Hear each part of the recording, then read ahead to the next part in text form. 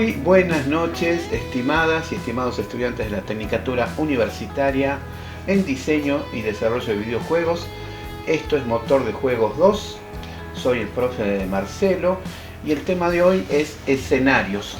¿Sí? En la clase anterior vimos una introducción a los niveles de videojuegos y esta clase, que vendría a ser la clase 2, porque cada semana vamos a tener clase, taller, clase, taller, clase, taller. Es la segunda semana, corresponde a la clase 2, escenarios. Vamos a ver lo que es un escenario. Básicamente nos vamos a centrar en qué son los escenarios, cómo se clasifican, qué función tiene un escenario. Algo vimos en la clase pasada para hacer la diferencia con los niveles, pero ahora lo vamos a ver en más profundidad. Nos vamos a referir, como siempre, a los autores, más que nada al Dr. Adams y a Michael Salmon, que son los que, a mi criterio, mejor han descrito la tarea de desarrollo, incluso diseño de escenarios y niveles. Bueno, a ver, acá, denme un minutito, tengo están en el chat, están saludando, ahí vamos a poner un saludo en el chat. Bueno, si ustedes entran a la plataforma, ¿dónde está la plataforma?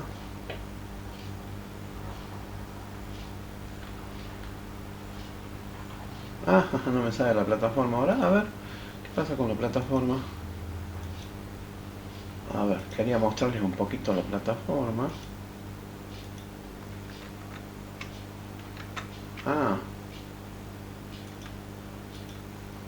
Bueno.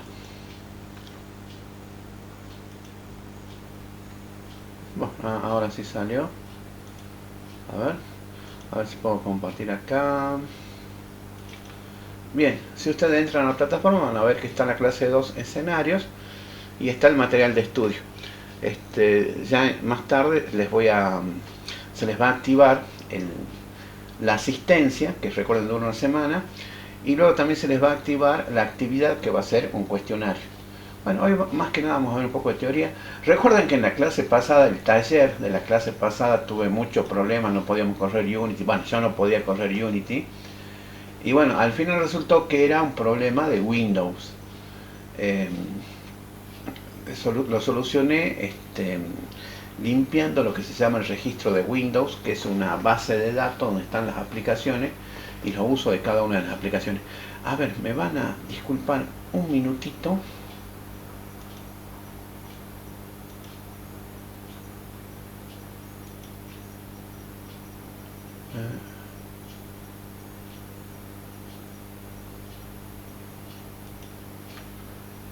A ver, un minutito, que parece que alguien está acá en la puerta. Ya vengo.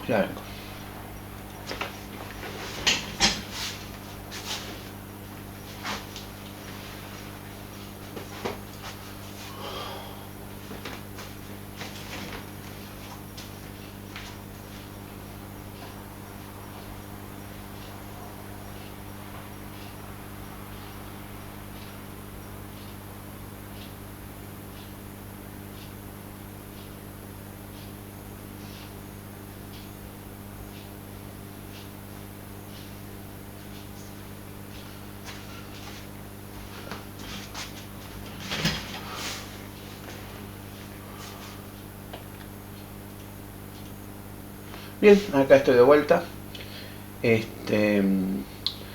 Bueno, para empezar la clase ustedes ya pueden descargar el documento y vamos a hacer un breve recorrido por la clase. Para empezar, ahí entró alguien, a ver, vamos a admitirlo. Vamos a empezar con una pregunta. A ver, pongan atención porque esta clase es justamente de escenarios, y antes de empezar a hablar de escenarios, de cómo se definen los escenarios, qué funciones tienen, cómo se clasifican y todo lo demás. A ver, acá una pregunta para todos y espero que la respondan. A ver, ¿cuál es el primer videojuego que les viene a la mente cuando piensan en un mundo o lugar memorable que hayan disfrutado justamente al jugar algún videojuego? Cualquier videojuego. y luego tratemos de pensar qué lo hace tan especial a ese lugar, por qué ese lugar nos parece tan especial, por qué parece bonito, por qué parece interesante, y ese bonito es interesante entre comillas porque justamente es lo que tenemos que dilucidar. A ver, el primer videojuego que tenga un escenario lindo, bonito, interesante, que les venga a la mente. A ver, los escucho.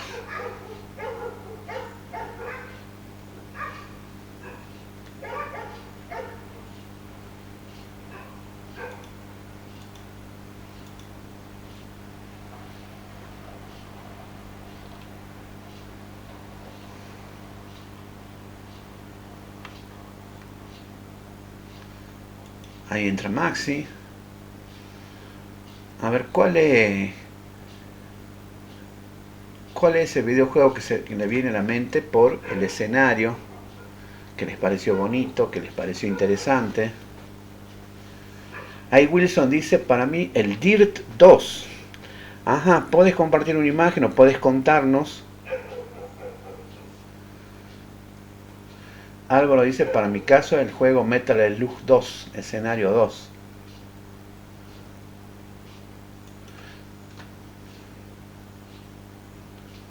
Profe, disculpe, ¿me puede mandar una captura de lo que le sale? Así puedo compartir el grupo de los tutores y que alguien me dé una mano con eso. Porque no sé quién es el tutor.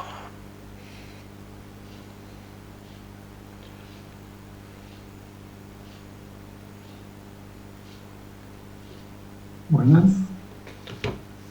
Profe, Sí, Wilson.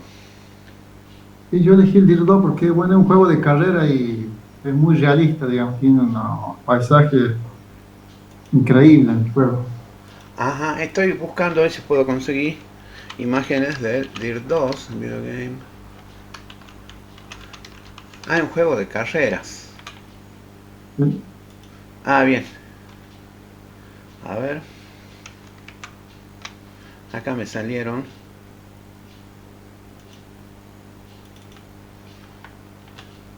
Acá está la imagen del Dirt. Ah, sí, se ve que es un...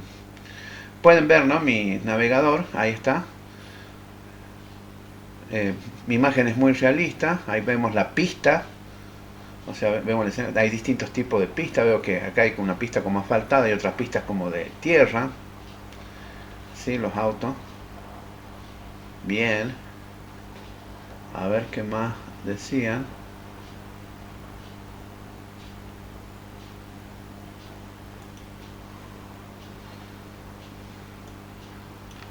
Álvaro decía el Metal Slug 2. ¿Y por qué te gusta el Metal Slug 2, Álvaro? Acá podemos ver unas imágenes del Metal Slug 2.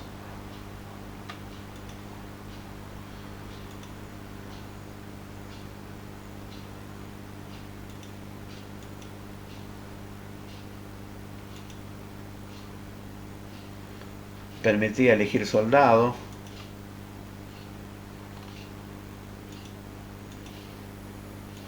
Yo también lo jugué al Metal Slug. Jugué varias versiones, ya no me acuerdo cuáles. Esta no me acuerdo, ese logo de la X, así no me acuerdo, capaz que esta no la jugué, mira. Sí, muy divertido el Metal. ¿Y qué es lo que te gustaba de estos escenarios? A ver, acá están en el...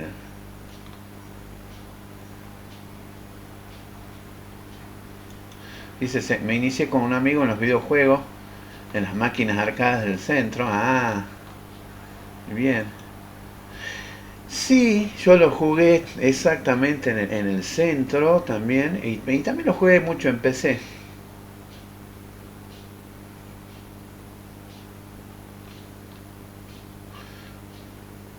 La música, la parte de las momias, sí, que en ese momento me gustaban bastante. Dice, sí, bueno, todo esto.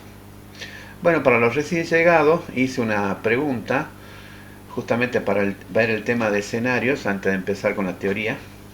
Y el tiempo compartido con mis compañeros, muy bien, esa es una de las cosas que vamos a llegar.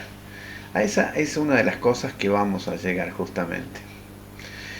La pregunta es, ¿qué lugar memorable se te viene a la cabeza cuando pensás en un videojuego y por qué te parece bonito, por qué te parece interesante ese videojuego. Mira, muy bien esto que dice acá Álvaro, que ya trasciende un poco al videojuego en sí, digamos, el tiempo compartido con mis compañeros. Alejandro dice, yo estaba pensando que los escenarios de los mapas del Star Wars Battlefront 2, mira, de 2005 son muy interesantes. Está bien. A ver, pongamos acá Star Wars. Bueno, siempre Star Wars es realmente un caso aparte. Recuerden, Jesse Shells de Shell Games es uno de los diseñadores de la parte esta de esto, uno de los últimos juegos de esto con realidad virtual, con los cascos, donde tenías que aprender a usar el sable láser. Y bueno, Jesse Shells, el que escribió el Book of Lenses. Escenario, serie Green Hill de Sonic, sí, tengo por ahí un montón de juegos de Sonic, totalmente. Bueno, fíjense que todos son escenarios distintos. Buenísimo, ahora vamos a pasar, esto ténganlo en mente, ahora vamos a pasar a ver lo que es la clase en sí. Así que en la clase, bueno, les daba el saludo, perdón, y que vamos a ver que el escenario se refiere al espacio, al ambiente en donde se desarrolla el juego, mientras que el nivel presenta desafíos, objetivos y mecánicas específicas del jugador. Pero el escenario tiene una importancia muy grande. Ya vamos a ver la definición, vamos a ver la función y la clasificación. Bueno, ahí está la pregunta que le hice: ¿cuál es el primer videojuego que les viene a la mente cuando piensan en un mundo o lugar memorable? ¿Y qué lo hace tan memorable, qué lo hace tan especial, qué lo hace tan atractivo?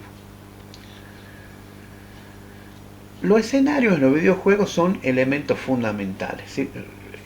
Es parte de los cimientos del videojuego.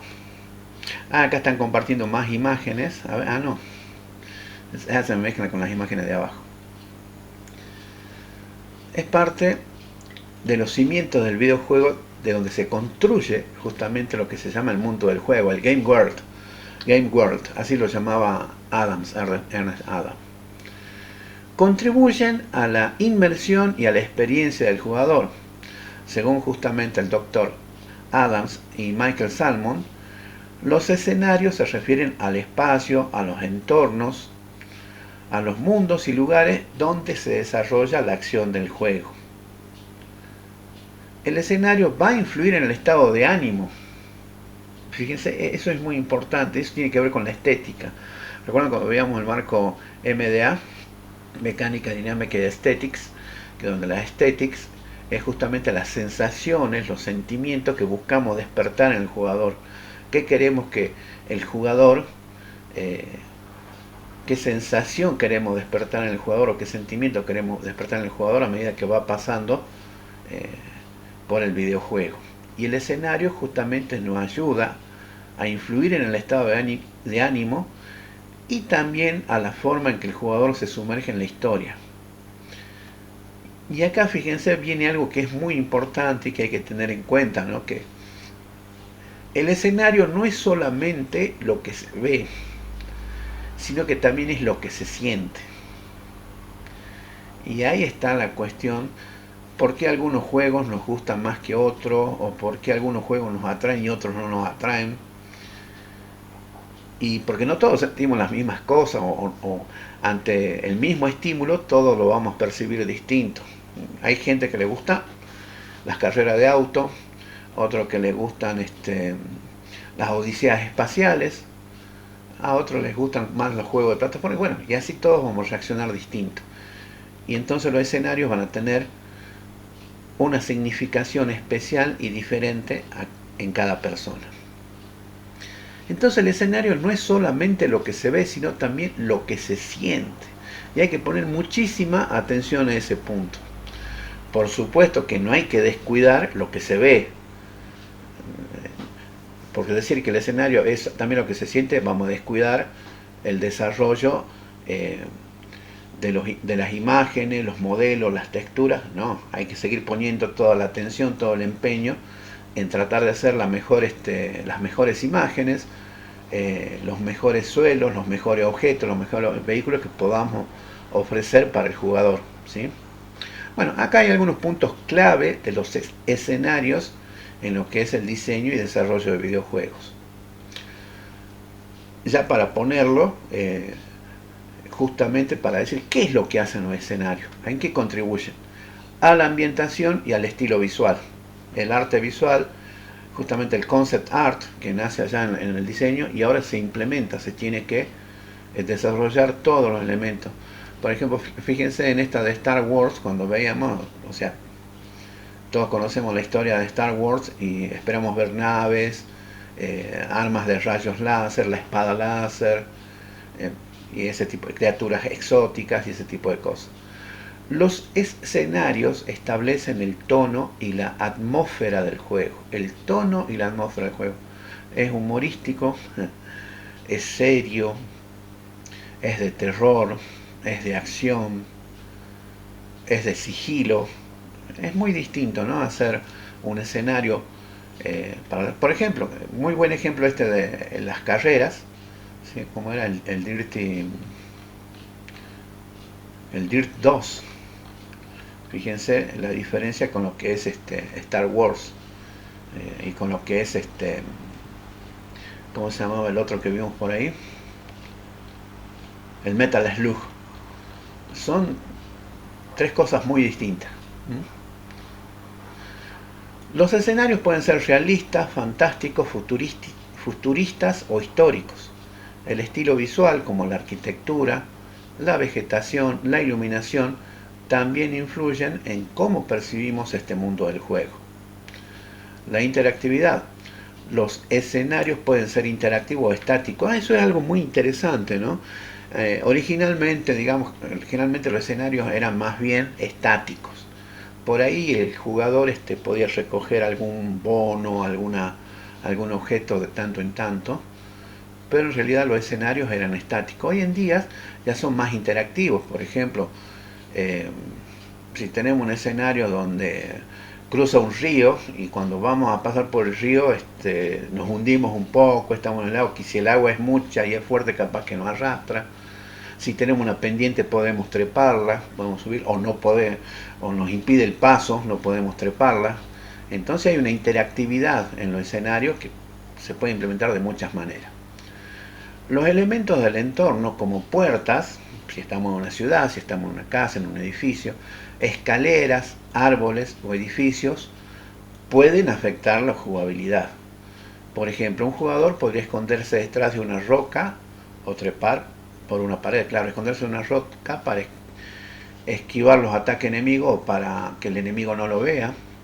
Trepar una pared que puede ser más difícil o imposible, puede ser capaz que no la pueda trepar, y ya son decisiones que van tomando ustedes como los diseñadores de escenarios. Pero ya hoy en día cada vez son más interactivos los escenarios.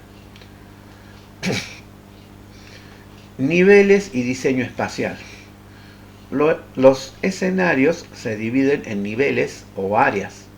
El diseño espacial es crucial para guiar al jugador y crear una experiencia coherente. Los niveles pueden variar en tamaño, complejidad y objetivos. Narrativa y contexto. Los escenarios a menudo están vinculados a la historia del juego. Claro. En un juego de carreras, ¿qué vamos a poner? Y rutas por donde puedan avanzar los vehículos, ¿sí? Por donde puedan ir los autos. Algunas rutas serán de asfalto, otras de tierra, no sé, otras con piedras, con piedritas, pero que pueda pasar el auto. Por ejemplo, los escenarios en Star Wars son muy diferentes también a los escenarios en Metal Slug o al escenario que nos presenta Sony, ¿sí? Ya podemos ir viendo distintos tipos de escenarios. Pero, sin embargo, al dividir los escenarios en niveles o áreas, el diseño espacial es muy importante, es crucial para que el jugador entienda dónde está, para que entienda cuál es el mundo del juego y qué se espera que el jugador realice en ese mundo del juego. Tiene que tener una experiencia coherente. Los niveles, dice, pueden variar en tamaño, complejidad y objetivos. narrativa y contexto. Los escenarios a menudo están vinculados a la historia del juego. Y si no, no tendrían ese gancho que tienen, ¿no? Por ejemplo, cuando vos empezás con Star Wars, y si elegís el lado y sabes cuáles son tus misiones y cómo tenés que avanzar, y eso le da un extra, ¿no? Para la inmersión. Entonces están vinculados con la historia del juego. Pueden representar ubicaciones específicas como una ciudad apocalíptica o una selva misteriosa. El contexto influye en cómo los jugadores se relacionan con el mundo del juego. Me acuerdo, por ejemplo, la gente de Ubisoft, la que hizo Assassin's Creed, ubican el juego, ¿no? A ver, vamos a ver acá. Ubican la saga esta, Assassin's Creed. Ahí está. Bueno, que tuvo varias entregas. Sí, un clásico.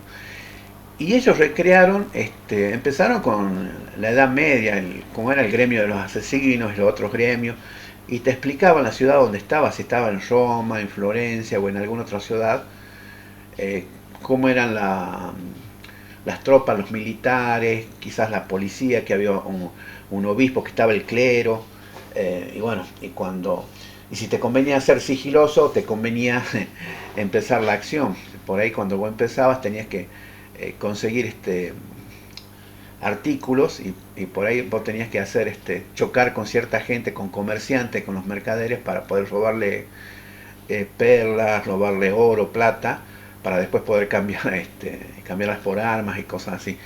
Bueno, fue tan bueno el diseño, la recreación de las ciudades medievales, que recibieron varios premios en varios festivales, y por ahí que no eran de videojuegos. Y fue tal el reconocimiento que tuvieron, que durante la pandemia ellos hicieron una edición especial del juego para recorrer estas ciudades medievales, pero sin personaje. O sea, no estaba el personaje principal, ni estaban los mercaderes, ni los militares, nada. Simplemente vos querías recorrer Roma en el siglo XV, ¿dónde es XIV? ¿Dónde es que se ubica eso no me acuerdo bien. Los escenarios también nos indican en qué tiempo, no solamente el lugar, sino también en qué tiempo, cuánto transcurre la historia. Muy bien, acá como dice Bruno, el juego se usó de referencia para reconstruir la Basílica de Notre Dame en París, la que se incendió por un accidente, que estaban haciendo obras de mantenimiento y tenía un montón de pintura, y en algún momento un corte de energía, un cortocircuito, una chispa, y se quemó toda la pintura y se quemó gran parte de la Basílica de Notre Dame. Sí, porque era tan bueno y se esmeraron tanto en hacerlo tan realista al escenario que, bueno, dieron durante la pandemia este acceso gratuito. Estaba Roma, estaba París, estaba Florencia, me acuerdo, y había varias ciudades más medievales, y que podías recorrerla, entrar no solamente andar por las calles, sino que podrías entrar a la basílica, podrías entrar a los diversos edificios y ver el interior, que realmente es fantástico. Y recibieron un premio, me acuerdo, en el Festival de Cannes, en desarrollo multimedia, algo así. El Festival de Cannes es un festival de cine, no solamente de cine, de audiovisual. Y bueno, y esa versión del 2021 que era para recorrer, que más bien como un museo interactivo, tuvo. Alejandro dice 1452, bien, gracias. Claro, porque hay una parte por ahí como que huye en América, ¿no? Sí, está bien, buenísimo. Bueno, y no sé si seguirá estando esa, me acuerdo que... Bueno, pero, o sea, la gran cantidad de detalles que le puso la gente, los desarrolladores acá, en todos los escenarios, porque no es solamente andar por la calle, que son fachadas, sino que vos entras a los edificios y ves la basílica, aparte él anda por los techos también y la ves desde arriba, lo cual era, bueno, toda una cuestión, ¿no? Que hay que tomarse ese trabajo. Bueno, ellos lo hicieron y les salió bastante bien. Y también esta idea, ¿no? Que el escenario no solamente nos ubica en el espacio, también nos ubica en el tiempo, ya sea una referencia histórica o sea una referencia a la historia del juego. Claro, pueden representar ubicaciones específicas como una ciudad post-apocalíptica o una selva misteriosa. El contexto influye en cómo los jugadores se relacionan con el mundo del juego. Pero tener en cuenta esto, que no es solamente el escenario nos está ubicando, mostrando el espacio, sino que también nos está ubicando en el tiempo. Sonido y música, y este es un tema debatido, pero bueno, según estos autores, y yo me adhiero a ello, los efectos de sonido y la música ambiental también forman parte de los escenarios. Claro, si ustedes se imaginan jugar un videojuego sin audio, bueno, se hizo una experiencia, ¿no? Hay gente, son pequeños grupos, por supuesto, que están desarrollando videojuegos para personas sordas. Pero, por ejemplo, se imaginan un juego de carrera sin el rugir de los motores, sin el golpeteo contra la ruta, el camino, o sea, le va a quitar mucho de la inmersión al juego. Entonces, efecto de sonido, el sonido ambiental, la música de fondo, también contribuyen a crear esa atmósfera, a contar la historia del juego, a ubicarnos tanto en el tiempo como en el espacio. El ruido de la lluvia, los pasos en la nieve o la melodía en una taberna medieval contribuyen justamente a hacer más creíble, a hacer más inmersivo el mundo del juego. Entonces, cuando uno se toma en serio esta tarea de diseñar y desarrollar escenarios, hay que tener en cuenta que los escenarios son más que simples fondos visuales, son componentes activos. Fíjense, componentes activos, no pasivos, ¿no? Que afectan la jugabilidad, la narrativa y la experiencia emocional, o sea, la estética del jugador en el vasto universo de los videojuegos. Y los escenarios pueden estar compuestos por un nivel o varios niveles. Esto quiero que lo recordemos siempre. No es que sea la equivalencia a un escenario, un nivel, un escenario, o que un nivel puede tener uno o más escenarios. Es libre la cuestión y ustedes deciden cómo hacerlo. Si un escenario puede puede contener varios niveles, o por el contrario, si un nivel puede contener varios escenarios, o si cada nivel es un escenario, eso ya lo deciden ustedes de acuerdo a su juego y todo lo demás. Ahora eso es como la idea principal de lo que son los escenarios, y ahora sí vamos a hablar, eso es como la versión resumida que les hice, ¿no? Tanto de Salmon y Adams. Y ahora vamos a una cuestión más técnica para ver algunos aspectos. Recuerden las elecciones que ustedes hicieron de los juegos que fueron nombrando, porque después lo vamos a analizar de acuerdo a estos conceptos. La visión de Ernest Adams. Ernest Adams habla del mundo del juego, y es más, en el libro tiene un capítulo completo acerca de Game World. Ahí está justamente, de los mundos del juego. En el libro Fundamentos del Diseño de Juegos, Adam dedica un capítulo entero, justamente lo que le he dicho, que se llama Game World, el capítulo, y dice: para el doctor Adams, el mundo del juego es el contexto ficción y espacial donde se desarrolla la acción. No es solamente el nivel, sino la geografía, la historia, la atmósfera y las reglas. Claro, si hay agua, el agua te moja. Si hay una pared, tenés que treparla, podés treparla. Si es recta, capaz que no la podés trepar. Si tiene una inclinación de 45 grados, podés treparla. Ahora, si tiene más de 45 grados de inclinación, no vas a poder treparla. Hay unas ciertas reglas tácitas en el mundo del juego. Si hay una pared, la podés usar para ocultarte de los enemigos o para protegerte de los disparos enemigos. En el caso de las carreras, tenés el camino bien delimitado. Si te salís del camino, seguramente te accidentás, el coche se detiene, se da vuelta. Si hay una curva, tenés que girar adecuadamente la curva si no te salís del camino y todo ese tipo de cosas. Bueno, en sí el escenario ya nos da ciertas restricciones, o sea, nos impone ciertas reglas en lo que es la jugabilidad, en lo que es en la forma de recorrer ese escenario. Bueno, la historia, la atmósfera, las reglas que definen ese lugar. Es el dónde y cuándo. El tiempo también, ya nos ubican el tiempo de nuestro juego. Que incluye desde el suelo que pisan las personas hasta la historia de sus ruinas. Bueno, me imagino que saben a qué videojuego se refiere la imagen que puse acá, ¿no? ¿La están viendo? ¿Qué videojuego es? Tenemos el personaje de fondo, es como montañas.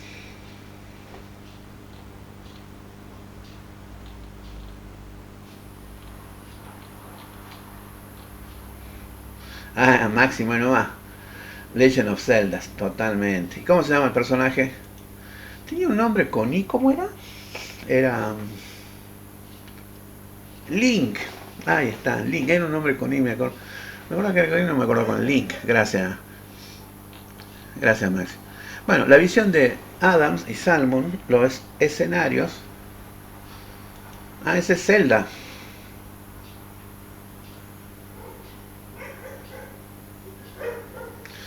¿Y quién es Link?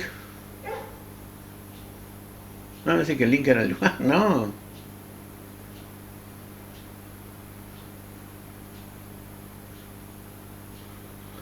Va, al final, ¿es Zelda el protagonista o Link? Claro, había, sí, la chica. Sí, había una chica, es cierto, había el elfo y la chica, así era, ¿no? Así era, Zelda era la princesa y Link era, digamos, el masculino.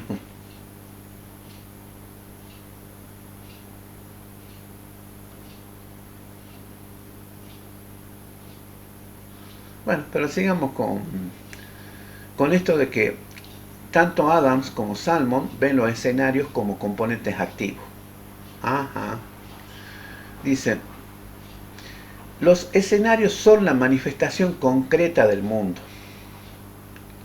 Según estos autores, los escenarios se refieren al espacio, a los entornos, mundos y lugares donde se desarrolla la acción del juego.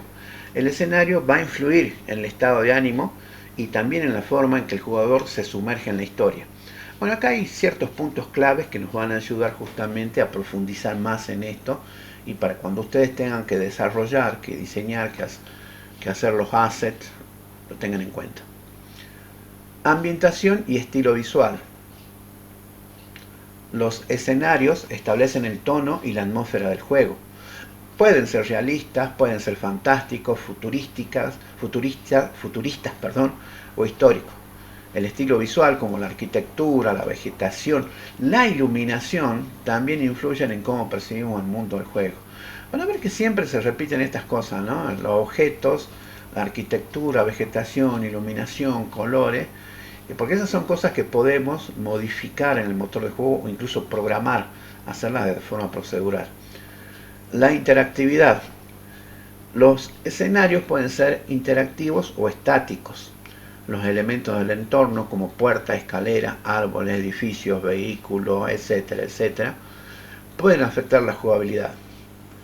Por ejemplo, el jugador podría esconderse detrás de una roca o trepar una pared, seguramente subir la escalera, puede subirla. Niveles y diseño espacial.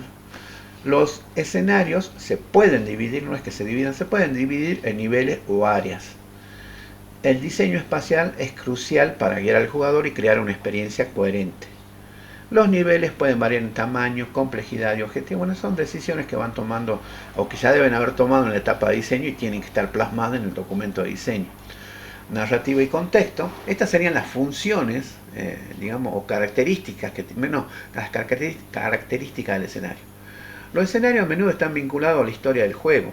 Pueden representar ubicaciones específicas, como una ciudad post-apocalíptica, la selva misteriosa, como un edificio futurista, como la Roma del siglo XV, etc. El contexto influye en cómo los jugadores se relacionan con el mundo del juego. Claro, a la gente que le gusta los dinosaurios, si le haces algo Jurassic Park o un juego ubicado como es 65 millones de años atrás, cuando la Tierra estaba poblada de dinosaurios, le va a atraer mucho y ese es un escenario muy específico. Plantas gigantes. Sonido y música. Los efectos de sonido y la música ambiental también forman parte del escenario y ayudan mucho a crear la atmósfera, a crear el tono emocional, a despertar las sensaciones, a despertar sentimientos en el jugador. El ruido de la lluvia, los pasos en la nieve o la melodía en una taberna medieval contribuyen a la inmersión.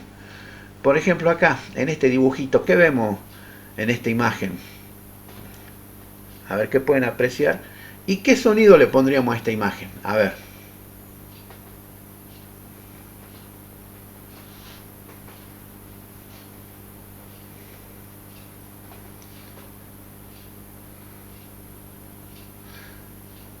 ¿Están viendo la imagen del documento? Ahí está, Alejandro. Música, taberna. Es una taberna, sí, bien. En primer plano ahí vemos una cocinera en una olla, ¿no? Con un fogón. Es una taberna medieval, muy bien. Se va notando, no hay cuestiones modernas, sino más bien hay un fuego. Hay unos, ¿cómo se llaman? Toneles ahí apilados. Tiene colores cálidos. ¿Y qué sonido le agregaríamos a esta imagen para que sea más interesante o para que nos vaya contando la historia? Música medieval, alegre o triste.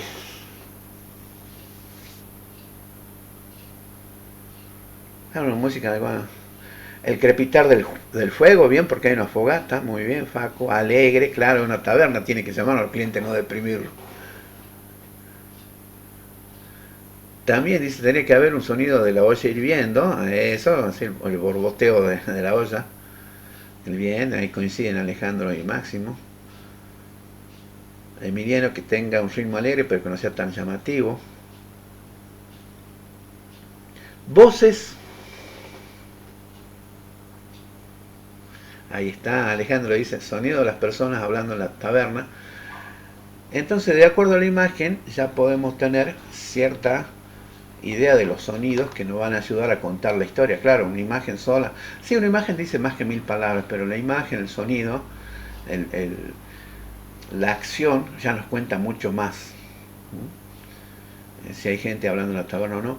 Bueno, están las mesas vacías, pero pueden estar en otros lados y en la taberna siempre hay movimiento. Siempre hay movimiento, suponemos que hay movimiento, ¿no? Está bien. Entonces, para terminar de definir la idea, y esto es importante que lo recuerden, los escenarios son más que simples fondos visuales. Son componentes activos que afectan la jugabilidad, la narrativa y la experiencia emocional del jugador en el vasto universo de los videojuegos. Los escenarios pueden estar compuestos por un solo nivel o varios niveles. Y después de esto habla Salmond, habla de patrones de juego. Bueno, él escribe acerca de eso también. Y dice, esta es una definición más técnica basada en el enfoque de patrones de juego, justamente. Desde una perspectiva más sistémica, teniendo en cuenta la teoría de sistemas se refiere, que complementa lo anterior, podemos definir el mundo del juego como el entorno determinado por las relaciones espaciales de los elementos del juego. ¿Qué tal? Estas relaciones definen y limitan los movimientos posibles de los jugadores y los objetos. Lo que decíamos, si tenemos un escenario donde hay edificios, o sea, no podemos atravesar las paredes, por lo general, salvo que sea algo así como, ¿cómo se llamaba ese que hacía agujeros por todas partes y saltaba de un espacio a otro? No me va a salir. Bueno. Estas relaciones espaciales de los elementos del juego definen y limitan los movimientos posibles de los jugadores y de los objetos. Si los elementos no tienen una posición relevante en el espacio, ya sea el inventario, la puntuación, eso no está en el espacio, digamos, no forman parte del mundo del juego en sentido estricto. Bueno, esto es algo más técnico que ya define Salmond. Y ahora vamos a la clasificación de los escenarios. Dice, para realizar la clasificación de los escenarios se van a tener en cuenta dos aspectos. Por un lado, lo que es la representación técnica, o sea, la representación. Si es 2D, 3D, básicamente, hay cosas en el medio por ahí. Y por otro lado, las características conceptuales y funcionales del mismo, que es más interesante tal vez. Vamos a ver ambos tipos de clasificación. Empecemos por la representación técnica, si son escenario 2D o 3D, o pueden ser los 2.5D, que son escenario 2D, pero visto en una perspectiva isométrica, y que parecieran escenario 3D, pero sin embargo siguen siendo 2D. Bueno, escenario 2D. Son entornos planos que solo poseen alto y ancho, ¿sí? O sea que el personaje se moverá a izquierda a derecha, arriba a abajo, y nada más, no hay profundidad. Géneros comunes, el juego de plataformas, los primeros Mario Bros, bueno, Rayman Legends, Hollow Knight, dice acá, puzzles, los juegos de lucha clásicos, o sea, puzzles, rompecabezas, los juegos de lucha como Street Fighter, eso que eran así, y que el fondo les iba cambiando. En ese caso, por ejemplo, el fondo era, simplemente nos trataba de ambientar en qué lugar del mundo estábamos, ¿no? Bueno, pero digamos, el fondo, el escenario no interactuaba con los personajes. Bueno, eso en las arcades viejas, ya hoy en día sí. Ventaja de diseño. Son más rápidos de prototipar, obviamente, requieren menos recursos computacionales y permiten un control muy preciso de la acción y la cámara con poco esfuerzo, porque no es que los 3D no permitan un control preciso de la cámara. Sí permiten, pero requieren más esfuerzo. Digamos, permiten un control muy preciso de la acción y la cámara con poco esfuerzo. Bueno, acá un ejemplo de un juego de plataforma. Emiliano ahí me comenta: interactúa pero no influencia en el gameplay, excepto en Mortal Kombat. Eso no me acuerdo. ¿El Mortal Kombat influenciaba el escenario? Bueno, los nuevos sí, pero digamos los viejos, los primeros de arcade y los primeros en PC no, los fondos iban cambiando. A partir, claro, ahí está. Muy bien, sí, bien. Bueno, y llegamos al escenario 3D. Ah, mira, Facu dice desde el primero. No me acuerdo de eso, che.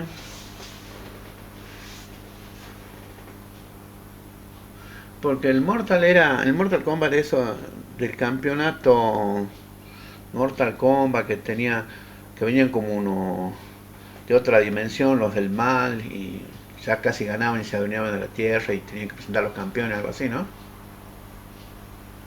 Claro, el reboot del 1, ahí está. Claro, después lo hicieron. Tuvieron tanto que los rehicieron y lo hicieron con más constancia. Bueno, veamos el escenario 3D porque les quiero mostrar. Terminemos rápido esto. Se podía desbloquear las fatalities. Fatality de escenario no las conocí. Bueno, escenario 3D. Añade la profundidad. Alto, ancho y profundidad, ¿sí? Ya no solamente podemos ir izquierda, derecha, arriba, abajo, sino también se nos agrega una dimensión más. O sea, podemos ir izquierda, derecha, adelante, atrás y arriba, abajo. En general los escenarios 3D son más interesantes, más inmersivos y también más costosos computacionalmente en términos de recursos de hardware. Crean una experiencia más inmersiva y realista, con iluminación y sombras dinámicas, pero justamente necesitan más memoria, más procesador, etcétera, ¿no? Para poder procesar todo esto. Porque en definitiva, ya sea 2D o 3D, todo videojuego en cada momento se va calculando el fotograma que sigue, el frame, acá se le llaman frame, y se dibuja, que justamente las computadoras son tan rápidas que como pueden hacer millones de operaciones por segundo, pero bueno, va a depender de la cantidad de memoria RAM, de la velocidad del procesador y otras cosas, qué tan fluido va a ser el juego. Y obviamente el juego 2D, al requerir pero muchísimo menos recursos, se los puedes construir justamente con una cierta facilidad.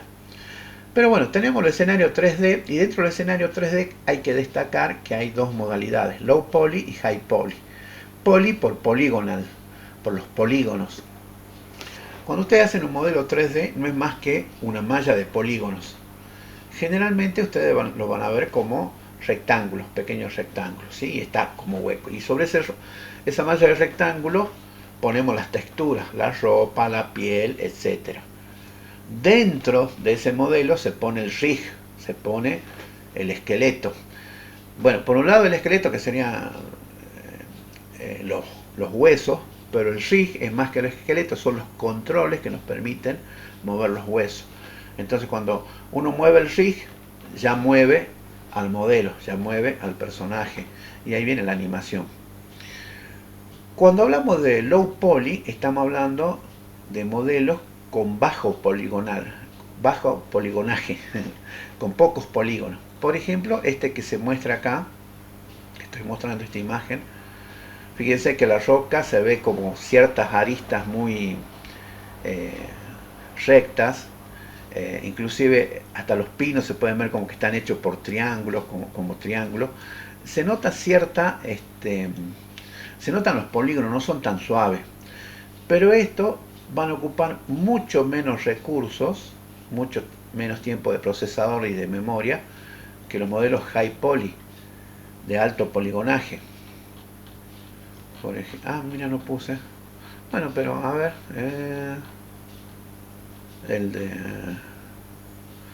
acá tenemos un modelo high poly. Fíjense que para lograr este personaje, esta representación del personaje con sombra, las rocas, fíjense que ya hay grietas, es todo como más realista. Este es un modelo de alto poligonaje y requiere mucho más procesamiento. Entonces, en lo que es el escenario 3D, que son más ricos, más expresivos, pero requieren más poder de cómputo. Sin embargo, tenemos modelos low poly, con números reducidos de polígonos, por ejemplo Journey, Short Hike. Journey es un juego muy lindo, que casi no se nota el bajo poligonaje. Eso también con las texturas se puede jugar bastante y eliminar, ¿no? Y los modelos high poly con una gran cantidad de polígonos para lograr un realismo extremo, como The Last of Us, Red Dead Redemption. A ver, veamos unos ejemplos acá.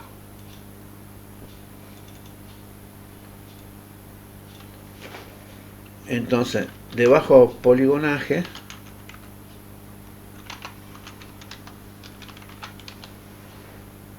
por ejemplo, este es Journey. Si ustedes ven las imágenes, o sea, el personaje está bastante bien, pero después las columnas, por ejemplo, ven esos ángulos rectos, pero que quedan bien en un desierto, ¿no? Fíjense que el personaje tampoco es, digamos, casi siempre se lo ve así, no se ve más.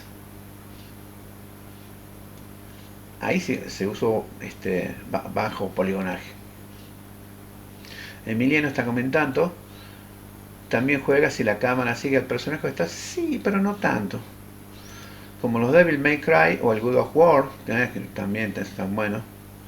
Tienen tremendo escenario que funciona porque la cámara está fija de una perspectiva. Sí, está bien.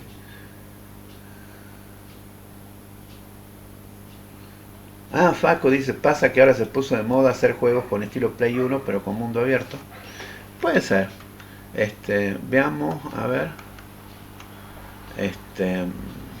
The Last of Us, por ejemplo, Red Dead Redemption, que siempre me gusta mencionarlo.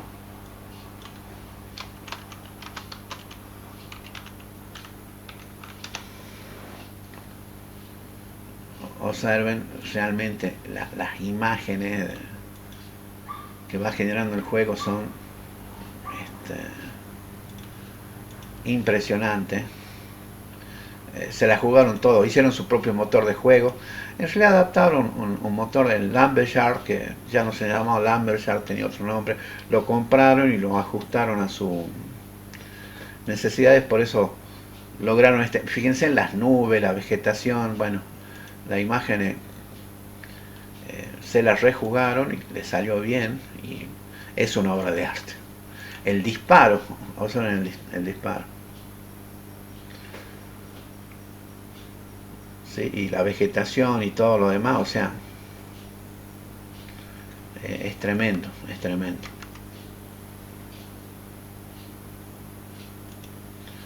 A ver acá que están comentando. Cloud Country, Alisa. El juego de Alejandro Moya, Gotti, viene ahí. Dice, busquen nuevo Resident Evil 9. A ver, 9 ya. La película no llegó hasta ahí. Ahí está. A ver. Claro, siempre se caracteriza por estos zombies, ¿no? ¿Alguna escena? No, no se ve. Bueno, se ven portadas nomás. Requiem.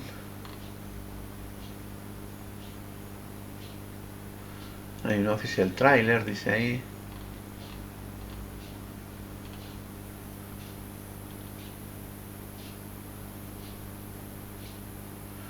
Claro, miren, para lograr ese rostro, hacer rostro es una de las cosas más difíciles. Muchos polígonos para poder hacer las expresiones para que parezca humano. Sí, es muy complicado. Bueno, volvamos al documento. Ya falta un poquito.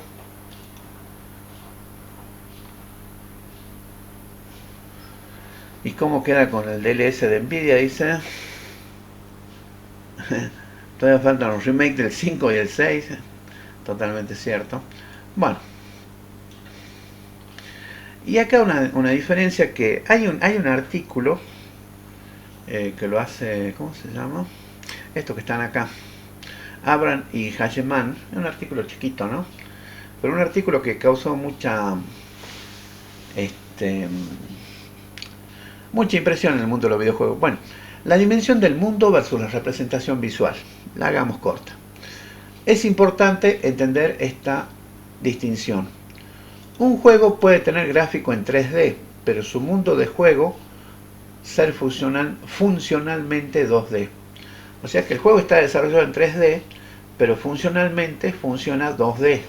¿Cómo? Por ejemplo, el Wolfenstein 3D original, los de id Software, lo mismo que hicieron Doom, los que hicieron Heretic, los que hicieron Quake, que uno de los primeros motores de juego que se popularizó. Bueno, el primer juego en realidad que ellos hacen es Wolfenstein. Castillo Wolfenstein, regreso a Castillo Wolfenstein, después hacen Doom 1. Y les iba bastante bien, tanto en el juego como vendiendo el motor de juego. El Wolfenstein 3D original dice, a pesar de que la representación era en 3D, las acciones dentro del mundo del juego eran en 2 dimensiones, porque el movimiento estaba restringido a un plano y no se podía saltar ni agachar, ni mirar arriba, abajo. Bueno, eso es algo también que se le criticaba al Doom 2, que no podías mirar para arriba, mirar para abajo. Creo que después salió una versión, un Doom 2.5 que te permitía mirar hacia arriba. Esta distinción, esta clasificación se basa en cómo el jugador interactúa y se mueve en el espacio, no solamente en cómo se ve. Aquí Facu dice, el primer... que se van todos los... Facu dice, el primero del pseudo 3D fue Overtank. Ah, mira, no lo conozco. Wilson dice, no sería low poly, mid poly para juegos, el high poly está más orientado al cine o a plataformas con más recursos, ¿sí? Digamos consolas o a PC gamer. Sí, porque si hoy pensamos que la gran mayoría de los juegos se hace para móviles, sí, es como dice, buscar low poly, mid poly también. Para más realismo, claro, se usa las texturas, que es el V-mapping, sí, que es poner texturas. Por ahí con un low poly y con una buena textura podés conseguir muy buenos efectos. Y bueno, y acá hay una tipología más conceptual y que tiene que ver con la función del escenario, que está basada en este artículo que decía de Abraham y Hageman. Es chiquito el artículo, pero es interesante. Dice, ¿cómo sería? Diseños de ambientes, una tipología en un campo en expansión. ¿Cómo se ve el escenario? Según estos autores, el escenario tiene 4 funciones principales. Una función como telón de fondo, que es el backdrop, que se le llama. Una función como recurso. El escenario como antagonista, como el enemigo, como el que le pone obstáculos al jugador, al player. Y el escenario como texto, o mejor dicho, como contador de historia. No sería un contador de historia, sino un entorno narrativo, porque no es alguien que nos cuenta, sino que es el espacio lo que nos cuenta. Bueno, el escenario como backdrop o como telón de fondo, su función es principalmente decorativa. Crea una atmósfera, pero no interactúa con la jugabilidad, como los primeros arcades. Común en juegos de lucha o carreras más antiguas. Me están matando los mosquitos. Dice, esto es común en juegos de lucha o carreras antiguos, donde la pista es el centro y lo que hay detrás es el paisaje. El escenario como recurso. El entorno es una fuente de elementos que el jugador puede explotar, proporciona munición, salud, madera, piedra, oro, plata, armas, lo que sea, todas las cosas que necesita el jugador para poder avanzar en el mundo del juego. El ejemplo clásico, el Age of Empires, los árboles, bueno, no era solamente los árboles, era el hierro, era el oro, que había que salir a recolectar, la comida, que podías cazar animales, algunos eran más chicos, el elefante tenía que cazarlo entre varios, o podías pescar también, me acuerdo si estabas a la orilla del río. Escenario como recurso, acá dice Facu, Minecraft, muy bien, totalmente. Pero también el escenario puede tener la función de antagonista. El entorno no es un aliado, es un enemigo. Y es un enemigo activo. Presenta peligros y desafíos que el jugador debe superar. Por ejemplo, la lava que te mata al tocarla. Una avalancha en FIFA, dicen, mira, si la consideramos un evento ambiental. Esto porque está en el documento ese, bueno, yo respeté lo que estaba. O los picos agudos como espinas, como puntas, en cualquier plataforma, claro, caen en un pico, te morís. Escenario antagonista, dice Celeste, mira, el escenario te pone, bien Faco. El escenario como texto, entre comillas, claro, es como si fuese un contador de historias, pero no es un relator, sino que ciertas cosas en el escenario nos van contando historias. Por ejemplo, me acuerdo, BioShock tenía esto de los registros de audio que te iban contando la historia, o la voz en off que por ahí te ubican, ¿no? en tiempo, espacio, lo que pasó en ese lugar. El escenario cuenta una historia por sí mismo, transmite información sobre el lore, la cultura, los eventos del mundo, sin necesidad de diálogo o cinemática. Ahora, puede haber texto, ¿sí? un diario viejo que está ahí que dice, qué sé yo, la guerra aniquiló a todo el mundo, quedan pocos sobrevivientes, estos registros de audio que les comentaba de BioShock, algunos registros escritos que son como pistas que nos van contando qué es lo que pasó allí, ¿no? Los ejemplos más potentes son los de Dark Souls, BioShock, bueno, BioShock tiene muchísimo de eso, donde la disposición de los cadáveres, las notas en el suelo, o la arquitectura misma narran la tragedia del lugar. Escenario texto dice Blueprints. Si podés poner alguna imagen, Facu, está bueno. Bueno, vemos un poco de consideraciones artísticas en el diseño de escenario. Bueno, ya vimos cómo se clasifican, ya vimos las funciones que tiene el escenario. Ahora, ¿qué los transforma en una experiencia estética y capaz de despertar sensaciones, emociones en el jugador? Es el arte. Recuerda que teníamos un concept art en la etapa de diseño y bueno, ahora hay que ponerle todo el arte que uno pueda. El arte en los videojuegos no es solamente un envoltorio bonito, como lo señala Daniel González en su libro Arte de Videojuegos, si lo pueden buscar, lo buscan, está muy bueno. Dice, da forma a tus sueños. Una imagen vale más que 1000 palabras y en videojuegos una imagen vale miles de emociones. Ahí mira, Facu nos puso una imagen de Blueprints. Está bueno. Es decir, el arte está al servicio de la experiencia total. Vamos a explorar los pilares que sostienen esta idea. Y acá les puse una imagen. A ver, ¿qué les muestra esta imagen que les puse acá? ¿Es un mundo 2D o 3D por empezar? ¿Qué tipo de mundo es? ¿En qué tiempo? ¿En qué época se sitúa? Alejandro dice 3D. Bien. Prehistórico, dice Máximo. Ajá, seguro que es prehistórico.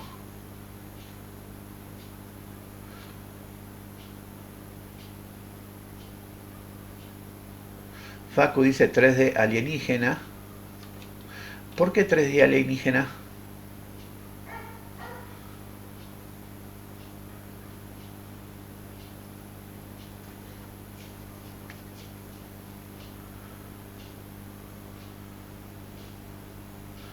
No está mal verlo como prehistórico, ¿no?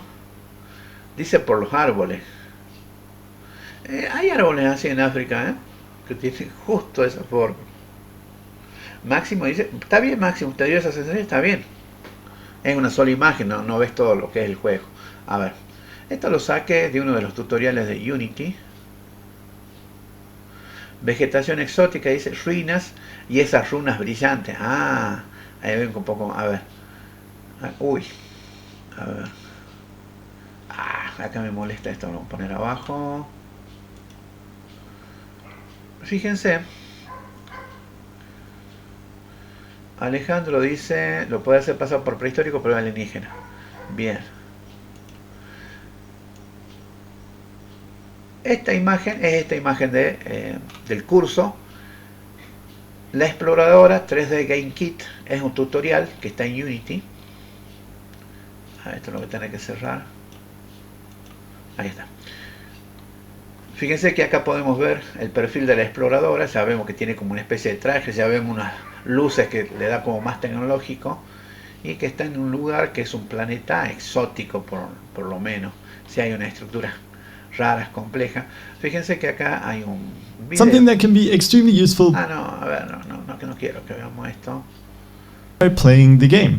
So as you can see right away, we can move around and control the camera. The game also comes with a tiny example tutorial. So here we can jump over, as well as a weapon. So I'm going to go here and...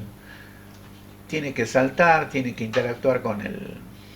ahí les paso el link para que ustedes lo vean. A ver, ¿dónde está? Acá. Ahí les paso el link para que ustedes lo vean. Sí, es un mundo 3D, hay muchas cosas como runas, como símbolos, como dice, y es un mundo 3D alienígena. Y bueno, y acá nos guía paso a paso en cómo hacer el escenario, cómo configurar las cosas, cómo poner la exploradora, y nos va mostrando. Bueno, este es uno de los tutoriales que me gustaría hacer con ustedes. ¿Qué les parece a ustedes? ¿Les gustaría hacer este tutorial? Por otro lado, todos los assets están para descargarlos en forma gratuita desde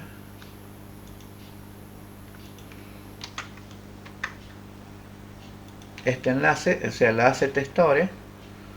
Ustedes con su cuenta de Unity pueden entrar, descargarlos, son 2 GB, fíjense, 2.1 GB. La última versión fue en agosto del 2023. Este tiene mucho éxito. Yo estoy casi seguro de que le van a hacer un remake. Sí, los colores, fíjense, los colores que usan. A ver, ahí lo veo un poquito sin sonido. Los colores realmente son muy llamativos.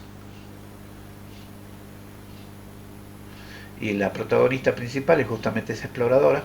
Ahí tenemos algunos enemigos. Y el ambiente a veces funciona como ayuda y a veces funciona como enemigo también.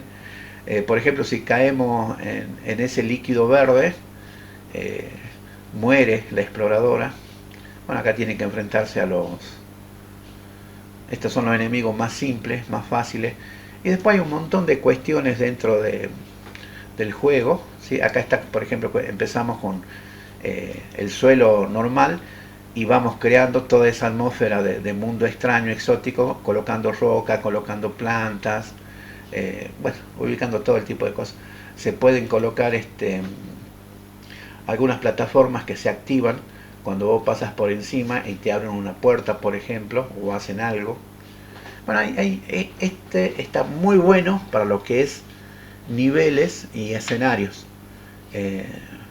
Hay muchos conceptos que se ven, y algo que los autores decían de este kit, porque es un 3D Game Kit, que era para hacer videojuegos sin programar. Había un montón de variables que uno tenía que ir configurando en el editor para que ir cambiando el comportamiento, como por ejemplo la velocidad en la que se mueve la exploradora, las pendientes que puede subir, ese tipo de cosas. Pero en realidad, digamos, si uno realmente quiere hacer videojuegos, tiene que saber programar. Bueno, ¿qué les parece como para hacer? ¿Les interesa?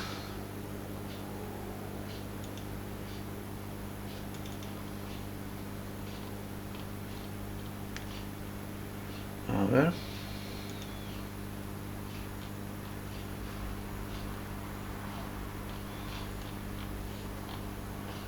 Alejandro dice sí. Álvaro dice sí. Alejandro, me sirve de repaso. Máximo apoya la idea. Bien. Bien, bueno, vamos a empezar entonces con ese. No ahora, pero a ver, ¿cuánto tenemos? Tenemos un rato todavía. Pero les quiero mostrar, todavía no hemos terminado, terminemos este. Dice la estética como función, creando atmósfera y apoyando la jugabilidad. Porque estamos viendo consideraciones artísticas, ¿sí? Cómo el arte apoya al desarrollo de niveles, de escenarios en este caso. Entonces la estética como función, una función creando la atmósfera y apoyando la jugabilidad. El estilo visual de un escenario no es una decisión arbitraria. Responde a la pregunta, ¿qué emoción queremos que sienta el jugador aquí? Recuerdan que es una parte esencial en el modelo justamente MDA, mecánica, dinámica y estética. Y que la estética era qué sensación, qué emoción queremos que el jugador sienta, ¿no? La construcción del mundo, el world building, creo que lo pronuncio bien. Disculpen, mi inglés no es tan bueno. Cada elemento visual debe contribuir a la coherencia y a la credibilidad del mundo. Como se explora en el trabajo de Laura García Gómez, HACE, World Building y Concept Art de entorno para un videojuego. El Concept Art, por eso hablábamos de Concept Art en la etapa de diseño. Entonces el Concept Art del entorno es la herramienta fundamental para definir la Biblia de producción de un mundo, estableciendo su arquitectura, su vegetación y la atmósfera antes de construirlo. O sea, tenemos que tener en cuenta qué tipo de atmósfera queremos, ¿sí? No se trata solamente de dibujar lugares bonitos, sino de diseñar espacios que cuenten una historia sobre la cultura que los habitó, los eventos que ocurrieron, el tiempo que transcurrieron, las personas que estuvieron ahí o los seres que estuvieron allí, ¿no? Influencias artísticas e históricas. Un escenario no nace de la nada. Los artistas se nutren de la historia del arte y la arquitectura. Víctor Manuel del Campo, otro autor, en su investigación del lienzo a la pantalla, habla de esto de los multimedios, influencias artísticas e históricas en la creación de escenarios de videojuegos, nada menos. Sostiene que el conocimiento de estas disciplinas, ¿sí?, arte, historia, arquitectura, es la base para el desarrollo de los mismos. Un diseñador debe entender cómo la iluminación de un cuadro de Rembrandt o la grandiosidad de una catedral gótica puede traducirse a un espacio interactivo para evocar sensaciones específicas. Claro, un cuadro de Rembrandt tenés que verlo con buena iluminación. O los cuadros, como vemos, de muchos otros artistas, ¿no? Las catedrales góticas también fueron diseñadas al detalle en su interacción tanto visual como auditiva. La acústica que hay en las catedrales góticas es única, y eso no fue coincidencia. Fue diseñado y fue desarrollado, fue construida en forma consciente para lograr ese efecto. Y esto nos lleva, bueno, ahí tenemos una imagen de Assassin's Creed, ¿sí?, como siempre ahí saltando de techo en techo por las alturas el personaje, a la plasticidad del espacio digital, más allá de lo realista, porque lo que nos permiten los videojuegos es ir más allá del realismo, ¿no? El arte digital nos permite jugar con el espacio de maneras que el mundo físico no permite. Estéticas de la inconsistencia, fíjense lo que habla. Acá introducimos un concepto fascinante del investigador Alejandro Lozano Muñoz en su artículo, este artículo también lo pueden buscar, está en castellano, Estéticas de la inconsistencia en los espacios de la imagen digital. Propone que algunos videojuegos experimentan creando espacios que desafían nuestras convenciones. Esto se manifiesta de dos formas: tensión entre la materialidad y la inmaterialidad.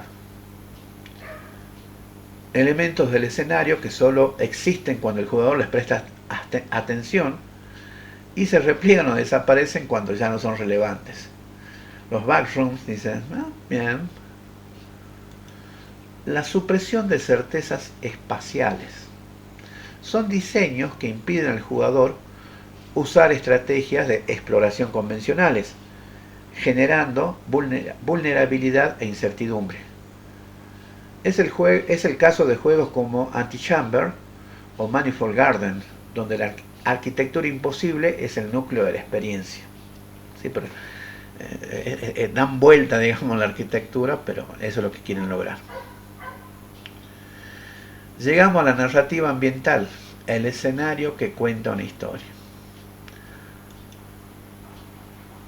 Desde el punto de vista artístico, esto ya lo vimos antes, era el punto 4 ahí de lo que estaban, que eran las funciones del escenario. El entorno como texto, dice. Más allá de la función del recurso antagonista, el escenario artísticamente diseñado actúa como un libro abierto.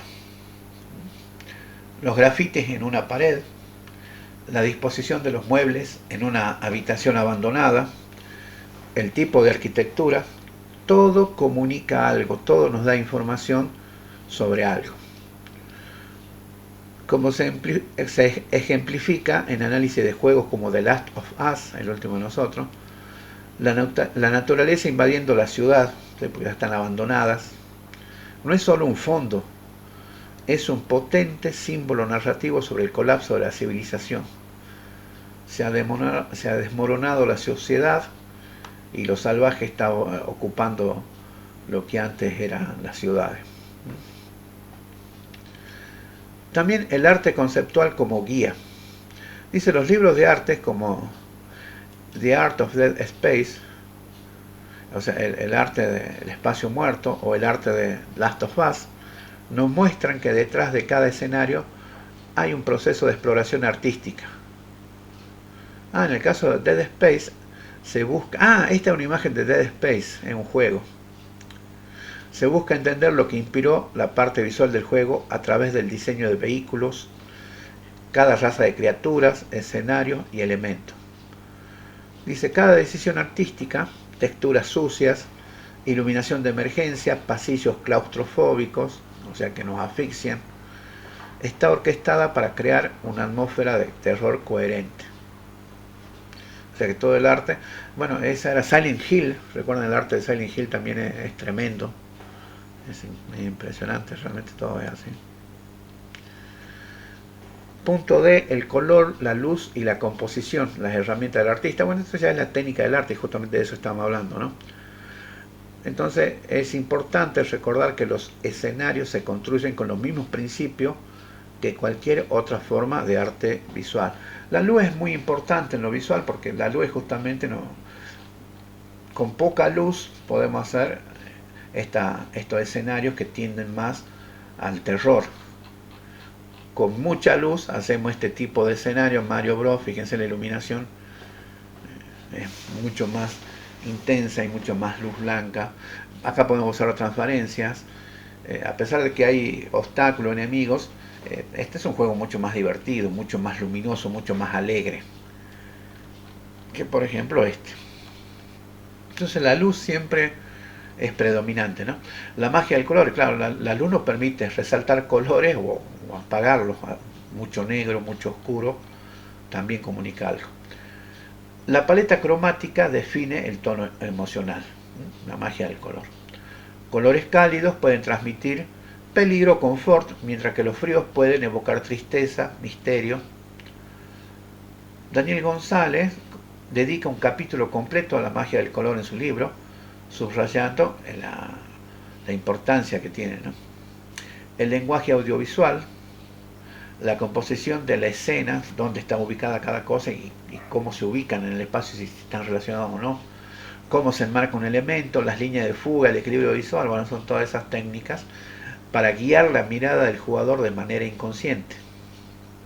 Que haya cosas alineadas o que haya edificios en cierta línea, nos guía la mirada. Bueno, el lenguaje audiovisual y la texturización son las técnicas que aplican los artistas para que un escenario no solo se vea bien, sino que también funcione como una herramienta de comunicación visual efectiva. Entonces el diseñador de escenarios debe pensar como un artista, debe ser un artista. No basta con colocar paredes y suelos, hay que pintar con luz, esculpir con geometría y narrar con cada textura. Por eso se eligen las texturas, se eligen los modelos, todo lo demás. La meta es crear una imagen que, como dice González, conecte emocionalmente con el jugador y despierte las sensaciones que diseñamos al diseñar el juego. Y que, como explora Lozano, puede incluso desafiar su percepción de la realidad para crear experiencias únicas. Facu escribió algo, dice: Silent Hill tenía la niebla por una limitación técnica que lo produce. A veces también sí pasa eso, como un elemento narrativo, de diseño y gameplay. Sí, para no mostrar mucho los pies por ahí, y eso le resuelve una cosa, pero también trae otros problemas, ¿no? Bueno, el proceso de construcción de un escenario. Esto está interesante. Un buen escenario no aparece de la nada, no aparece porque sí. En primer lugar, en el documento de diseño y en los prototipos tenemos alguna idea, pero después ya hay que hacer escenarios para todos los niveles, hay que hacer seguramente más de un escenario. Y bueno, la construcción de los escenarios sigue un proceso lógico y ordenado. Y acá hay unas fases como para tener, ¿no?, un esquema. Conceptualización, primero una lluvia de ideas, definición del setting, de la configuración, la época, el estado de ánimo y la narrativa del lugar. Estas son las preguntas que debemos responder antes de ponernos a armar el escenario. Se crea la Biblia de arte, la Biblia de arte, que vendría a ser el concept art extendido, porque el concept art daba ideas de lo que podía hacer.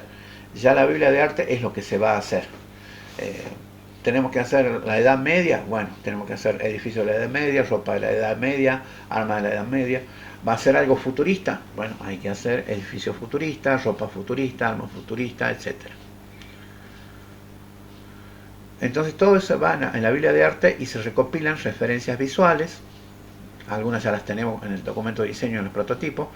Aquí es donde se aplican todas las consideraciones artísticas que vimos más arriba. Luego viene el gray boxing o white boxing, el prototipado, blockout lo llaman. No sé por qué lo llaman blockout, en algún momento lo sabía. Bueno, no importa. Es la fase más importante del nivel de diseño. Se construye una versión funcional del escenario usando formas geométricas básicas. Siempre empiecen con eso, ¿sí? Cubos, cilindros, con las formas primitivas que se les llama. El objetivo es probar la jugabilidad, la distancia, las alturas de los saltos y el ritmo al nivel, sin invertir tiempo en arte. ¿Sí? Con cápsulas, con bloques, todo eso. Es barato y rápido de modificar. Modelado y creación de activos. Entonces ahí venimos ya a la parte del modelado. Una vez que el blockout está aprobado, se procede a crear los modelos 3D detallados. Edificio, vegetación, props, en software como Blender, Maya, lo que corresponda. Claro, hacemos los modelos. Al modelo hay que ponerle textura y hay que ponerle el rigging, el rig, que reconozco que es más que los huesos, el hueso con los controladores. Esto viene de la idea del rig, que se traduce como aparejo. Los puppets, las marionetas, recuerdan que tienen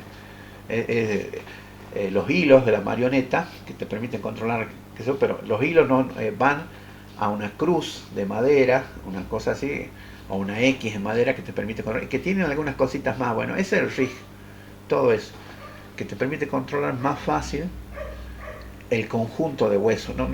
Algunos sí te permiten, si es necesario, algún hueso en particular, como el de la mandíbula de los muñecos, que ese tiene un control particular, especial. Pero después en general son controles que manejan varios huesos que van a permitir caminar, levantar la mano, girar, etc. Entonces primero se hace un grapeboxing, un prototipado en grapeboxing, y luego se hace el desarrollo de los modelos 3D detallados, edificio, vegetación, los personajes, usando Blender, lo que sea. Se texturiza, se aplican materiales, texturas a los modelos para darles color, detalle y realismo. Se define si la madera es vieja o es nueva, si el metal está oxidado o está brillante, etc. Luego hay que tener en cuenta la iluminación. Si bien nos da una iluminación por defecto, Unity o cualquier motor de juego, podemos agregar más fuentes de luz, podemos modificar la fuente de luz existente, etc. Pero la iluminación siempre es fundamental, porque si queremos realzar los colores o queremos apagarlos, bueno, depende. La iluminación es fundamental para definir la atmósfera, guiar la mirada del jugador y establecer el tono emocional de la escena. Una iluminación pobre o mal elegida puede arruinar un escenario bellamente modelado. ¿Y cómo sabemos qué tipo de iluminación? Porque ya sabemos cuál es el estado de ánimo, cuál es la narrativa del lugar, qué es lo que queremos transmitir.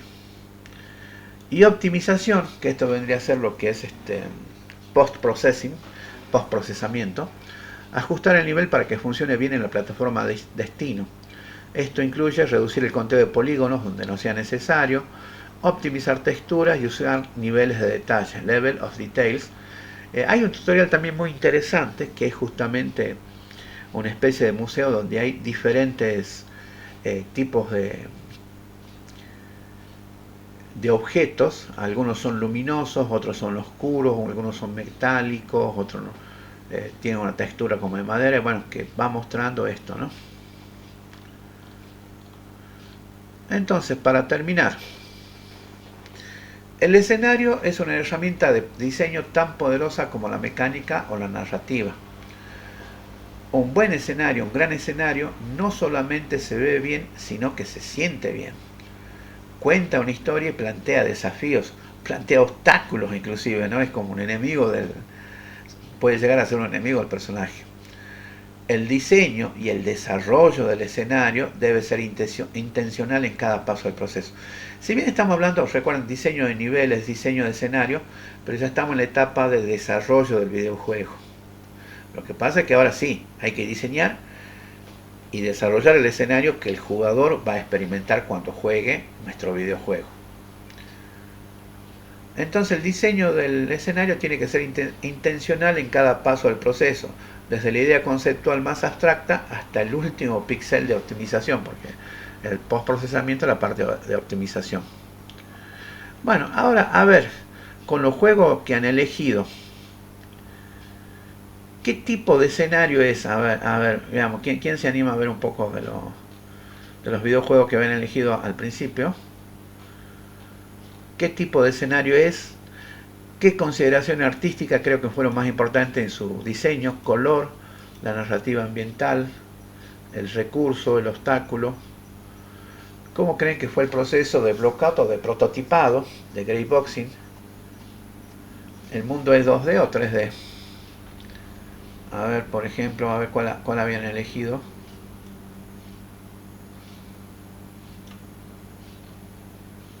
A ver, vamos a dejar de compartir. Ahí está un poquito mejor. A ver.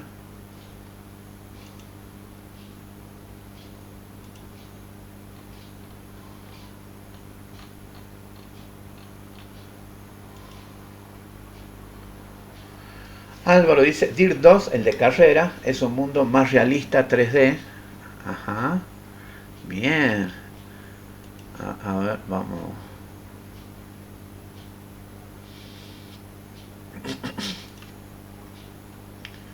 ¿Dónde estaba este?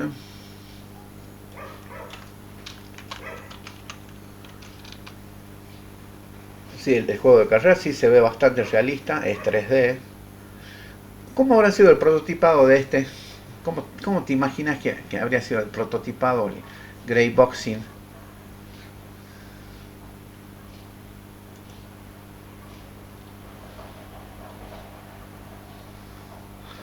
El prototipado debe haber estado más centrado en la mecánica del movimiento. Claro, poner un camino con límite, ¿sí? Un camino más o menos estrecho, con curva, y un objeto, que puede ser un cubo, que se mueve ahí. Hacer que dé curvas, que frene, bueno, lo que sea, que no sé si da trompos. Por ahí veo como que salta, veo como un salto por ahí. Bien. ¿Algún otro? Me están matando los mosquitos.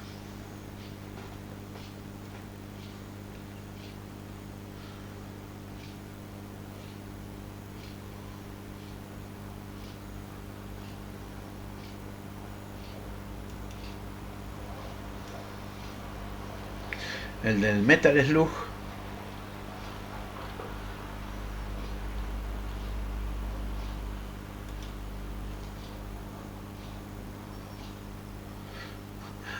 Mi escenario es hostil por parte de los mosquitos.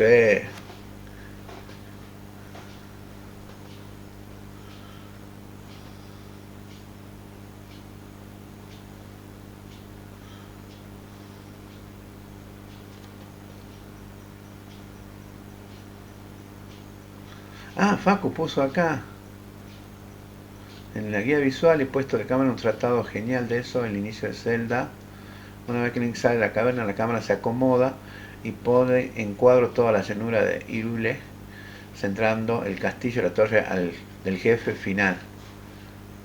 Realmente te dan 30, por la imagen, 30 segundos un paneo de todo. Te ubica en el espacio y dirige la mirada al objetivo final del juego. Fíjense que esa, y una cinemática muy simple, muy bien hecha y con mucho impacto, ¿no? Sí, totalmente. Metal Slug ya es un escenario más fantástico, digamos en 2D, que por ahí trata de ser 3D, la verdad que los escenarios de Star Wars Battlefront tienen muy poco de recursos, o sea, se puede interactuar con algunas cosas, pero son muy pequeñas y específicas de cada mapa. Y Álvaro dice, un prototipado, pero con más enfoque en la IA, que es lo más importante. No es lo más importante eso. Lo importante es transmitir, despertar, fomentar, es como si despertar alguna emoción, sensación en el jugador.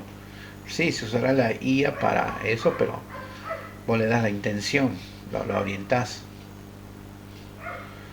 Facu dice, Metal Slug es un fondo que transmite mucha narrativa. Sí.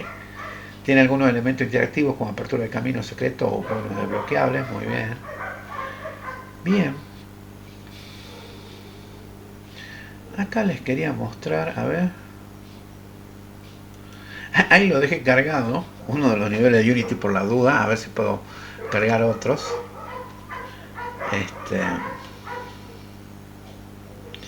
Que en la clase pasada, a ver.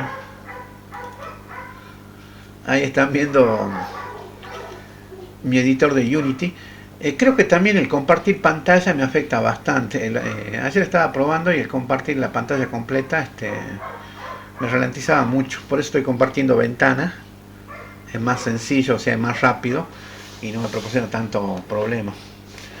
O sea, aparte de arreglar el otro día el tema del registro de Windows, porque no solamente el Unity me andaba, sino que después me dejó de andar el menú de inicio, el explorador de archivos funcionaba raro. Bueno, acá están viendo mi editor de Unity, que hay una escena bastante simple. Tenemos un suelo verde, o sea, si vemos acá en Hierarchy, tenemos la main cámara, tenemos la luz direccional, tenemos el suelo, que es verde, y tenemos el personaje, que es nuestra cápsula, ¿sí? Con la visera. Y a este personaje tiene el movimiento jugador, que es un script.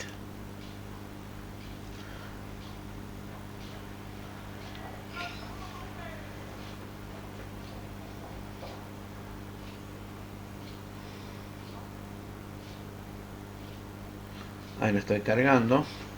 Ahí cargó el script. Ahora se lo muestro. Es bastante sencillo el script, es bien simple. Fíjense, movimiento del jugador que desciende de mono behavior. Tiene una sola variable pública que es la velocidad, speed, que está en 5 ahora. Que es, como es pública, la podemos ajustar desde el inspector. Recuerden que todas las variables públicas nos aparecen en el inspector. Ya lo vamos a ver enseguida que las podemos ajustar. Entonces acá estoy utilizando update, es muy sencillo. Capturo la entrada de teclado, ya sé las teclas, recuerden que por defecto usaban WASD, ¿sí? En el teclado alfabético, la W es para ir adelante, la S para atrás, A izquierda, de derecha. O la flecha, arriba abajo, derecha izquierda. Entonces, en la variable horizontal, una variable de tipo flotante, para detectar el movimiento, obtengo el eje horizontal. Hago input get axis horizontal. Y en la variable vertical, hago input get axis del eje vertical. Que esto ya está predeterminado en el espacio del juego. Entonces, acá me voy a poder mover, digamos, en estos dos ejes. Calculamos la dirección del movimiento, vector 3 dirección, tanto en horizontal como en vertical, en estas variables que hemos definido. Una vez que calculamos, o sea, la aplicamos tanto en el eje X como en el eje Z, porque recuerden que el eje Y es el eje vertical, es de arriba a abajo. Entonces acá me voy a mover en el eje X, es el de los brazos, derecha e izquierda. Y el eje Z, que se llama vertical, es mover hacia adelante y hacia atrás, ¿sí? Y para aplicar el movimiento del personaje simplemente es mover transform.translate dirección por, que ya es un vector 3D, por la velocidad, por el famoso time delta time, que nos permitía que el movimiento sea uniforme sin importar el tipo de hardware en el que se ejecute. ¿Sí? Puede ser una PC más vieja, una PC más nueva, un equipo con más RAM, con menos RAM, con un procesador más potente, menos potente, siempre se va a mover a la misma velocidad si usábamos este time delta time. Bueno, ese era... ¿Qué le está faltando acá? A ver si alguien se acuerda, se da cuenta. Acá falta algo. ¿Qué falta acá?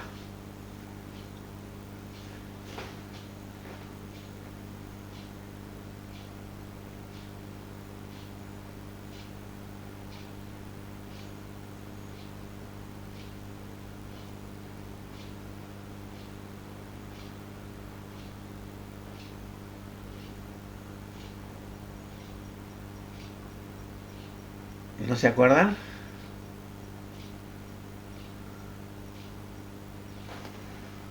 A ver, vamos a ver la pantalla del juego, a ver si por ahí refrescan la memoria.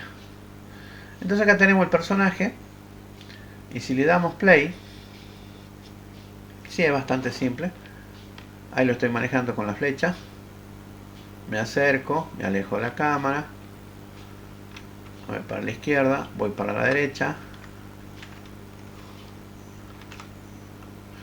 Puedo ir recto,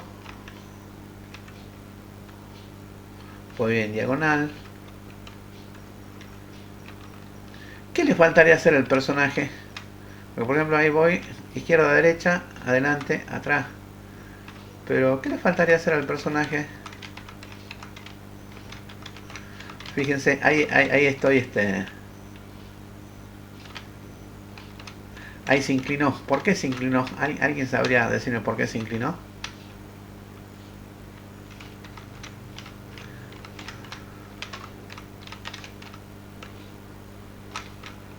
Epa, y ya como que estoy perdiendo el control. Ya no estaba respondiendo bien a los controles. Ahora ya los controles están, cualquier cosa están al revés.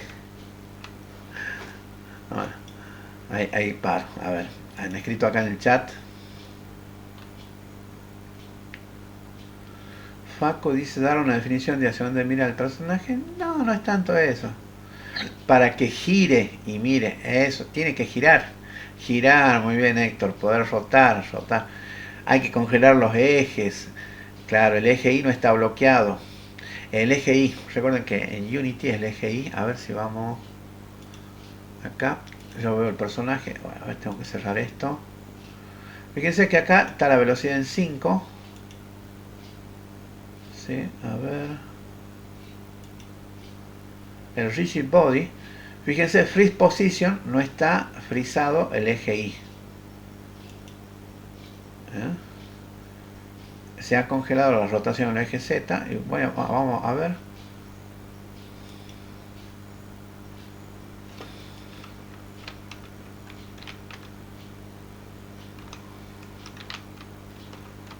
Bueno, con esta. Pero no gira, debería girar la cabeza, debería rotar la cabeza así cuando cambia de posición. Ahí falta hacer justamente la rotación de posición. Ahí funciona un poquito mejor. Bueno, todo este tipo de cosas tenemos que ir arreglando. A ver, voy a ver si puedo cargar otro. A ver, quiero darle un adelanto. Vamos a dejar de compartir. Denme un minuto.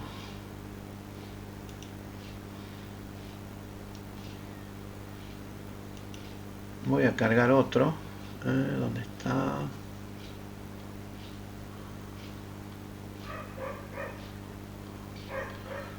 ¿Dónde está? ¿Dónde está? Acá.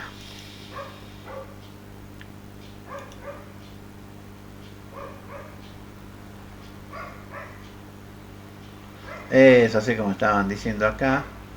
Sí, faltó ahí el eje y bloquear. Bueno, estoy cargando también este otro tutorial de Unity. Este es el de John Lemon, que es un juego de sigilo. Bueno, ya cuando lo vean lo van a entender. A ver, esperemos que cargue. Y van a ver que es totalmente distinto, digamos, lo que veníamos viendo. Por ejemplo, la exploradora o esto. Van a ver que está muy bien elaborado. Tiene unos assets tremendos. A ver, voy a subir el volumen porque también tiene sonidos impresionantes que hacen al ambiente del juego. Realmente está muy bien desarrollado. Y bueno, también es uno de los tutoriales de Unity.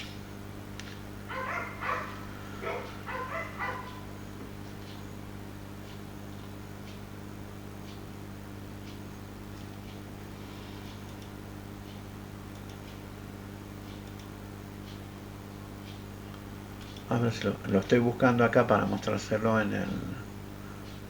Acá está... ¿cómo era?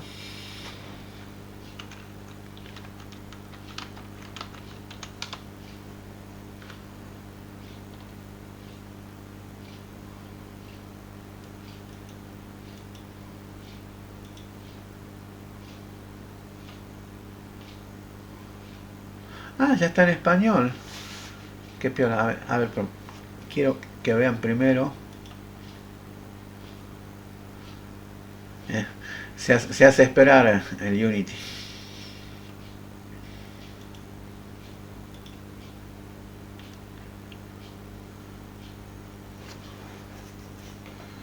Bueno, que también hay todo un tutorial, como les contaba. Es la casa encantada de John Lemon, así, el paseo encantado, mejor dicho, que tiene que ir por una casa encantada y bueno, hay diferentes obstáculos, diferentes enemigos. Facu dice, sí hay asistencia, Facu, hoy se va a activar después de la clase. ¿Sí? Y la actividad de hoy, que va a ser el cuestionario, se les va a activar mañana a la mañana, ¿sí?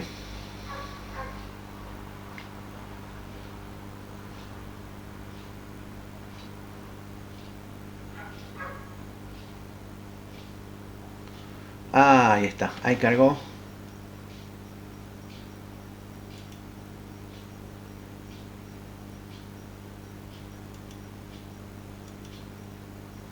Buenísimo, sin error. Ahí les comparto, a ver. ¿Dónde está? Ahí les comparto pantalla. Bueno, si están observando mi editor de Unity, van a ver una vista desde arriba, ¿sí? Un poco inclinada hacia abajo.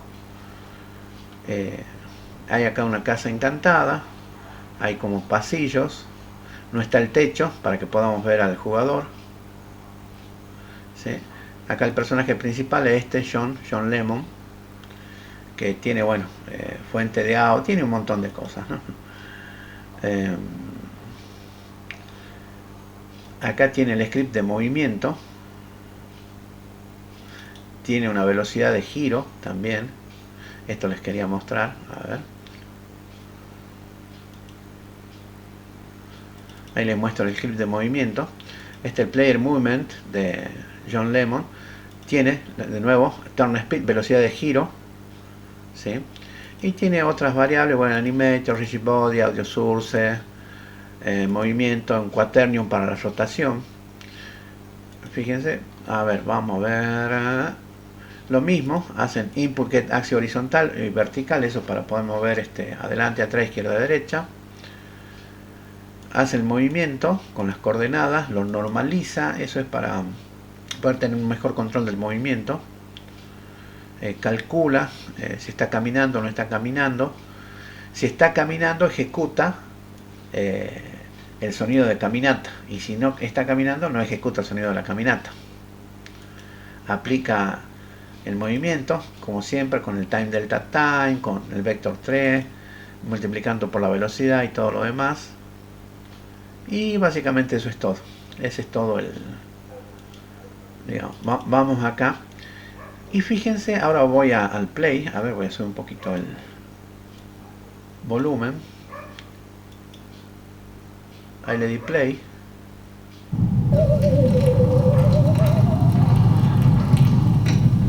Observen el escenario. El jugador está en la pose. En la pose de descanso, como es se mueve algo, o sea, se mueve en el lugar, mueve la cabeza para un lado o para el otro. Hay unos sonidos de fondo, ¿escuchan los sonidos de fondo? Unos sonidos como misteriosos, como un crepitar. Está esta niebla, está la casa. Ahí lo voy a empezar a mover.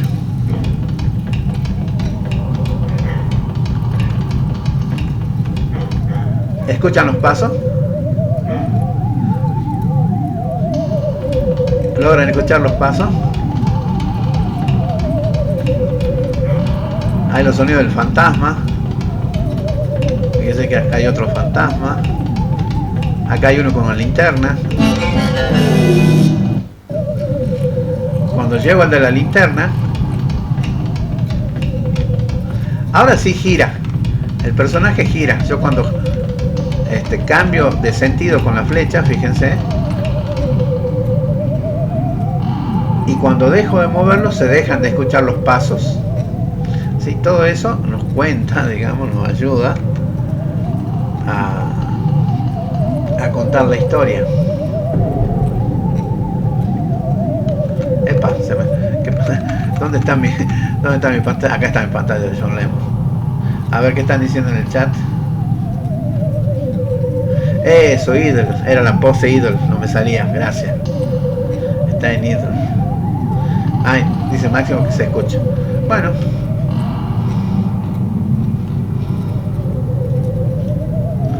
Fíjense, vamos a tratar de hacer el nivel. Acá también tengo que evitar chocar con porque si choco con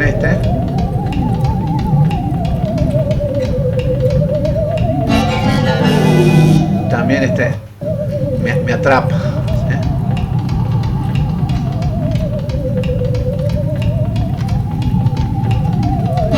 Ajá, me atrapó porque entré en el campo de visión, fui lento. Epa.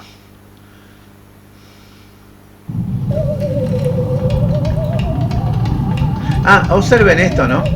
Como es de noche, fíjense que acá, esta es la luz que viene de la ventana, la luz nocturna. Entonces la ventana es una luz de la luna.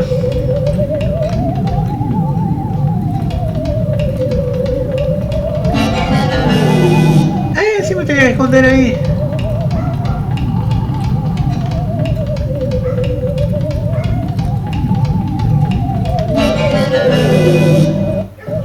Sí, parece ahí que me tenía que esconder.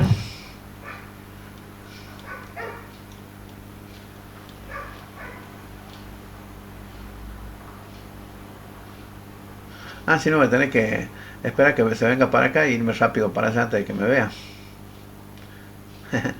Bueno, ¿qué les parece este nivel? O sea, totalmente distinto. Y fíjense que el movimiento no es tan complicado tampoco. Para que rote bien, para que cambie la dirección de la cabeza y todo lo demás. A ver, vamos a dejar.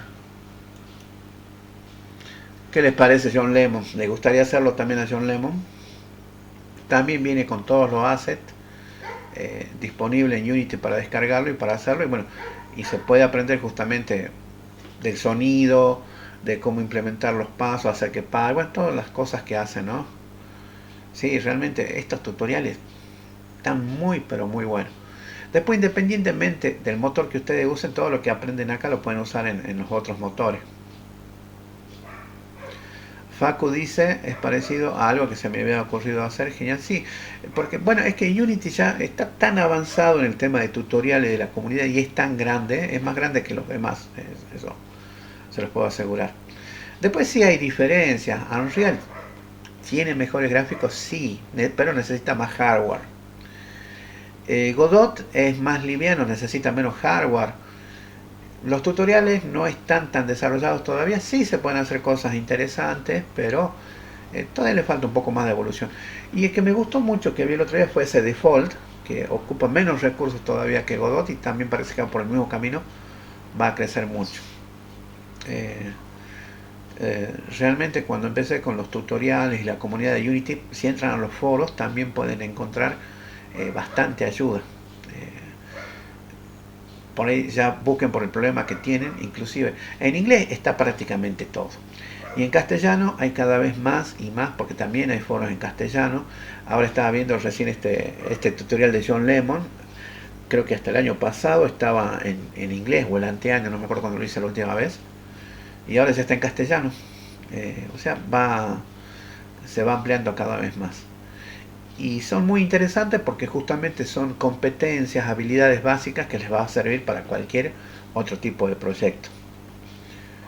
Así que, bien, a ver, vamos a cerrar esto. A ver si les puedo mostrar otro más. A ver, voy a cerrar este.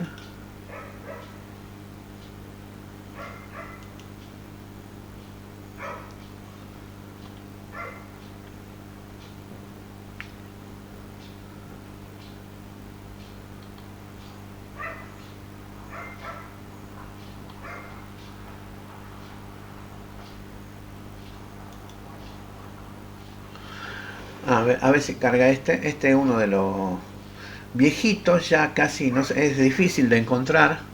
También uno de los primeros que hice era muy piola porque era muy configurable y te daba muchas opciones para que, o sea, primero te guiaba para que completes el nivel básico, por así decirlo, y después tenía un montón de opciones de configuración que iban desde lo visual, desde lo sonoro, los sonidos, y después por el comportamiento que tenías que programar para hacer alguna cosa interesante y que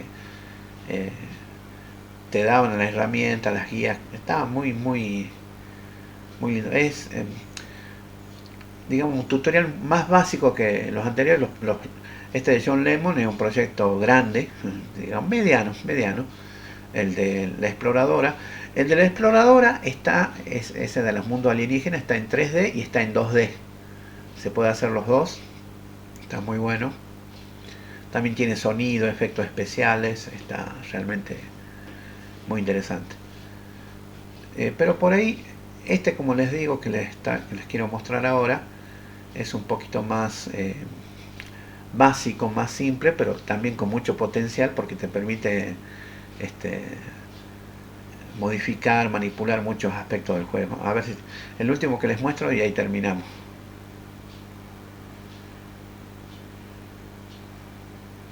Bueno, ¿qué les pareció la clase sobre escenarios? ¿Tienen más claros los conceptos, las ideas? ¿Para qué se usan los escenarios? ¿Cómo se clasifican? Ahora, ¿cómo lo van a aplicar esto ustedes en el desarrollo de sus juegos?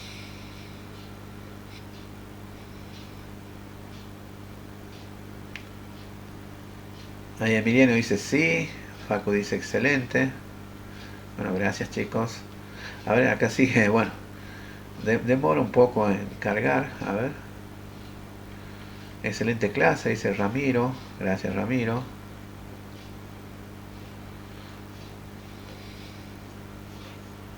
Bueno, esto era lo que yo les quería mostrar la clase pasada, dar un adelanto de diferentes escenarios. Y cómo el escenario, que es una cosa, y después cuando pones el personaje y pones la mecánica del juego y todo lo demás, pones la acción, ya es el nivel.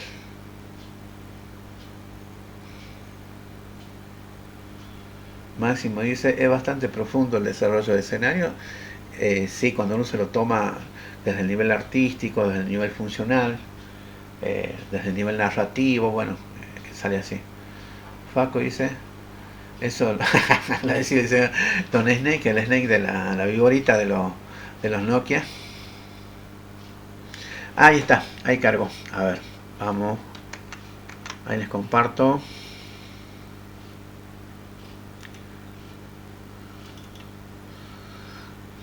Bueno, este era un tutorial. Era un tutorial de microkarting.